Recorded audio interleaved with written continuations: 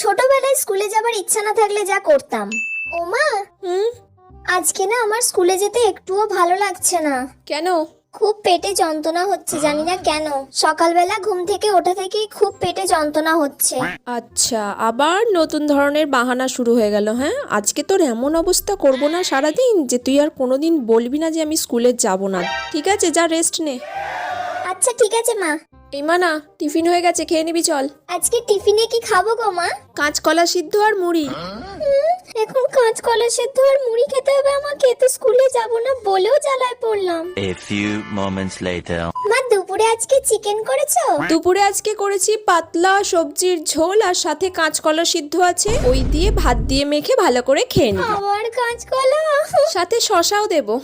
সারা দিন ধরে আমি শুধু কাঁচকলা সিদ্ধই খেয়ে যাচ্ছি, আর ভালো লাগে না। দেখ কেমন লাগে এবার।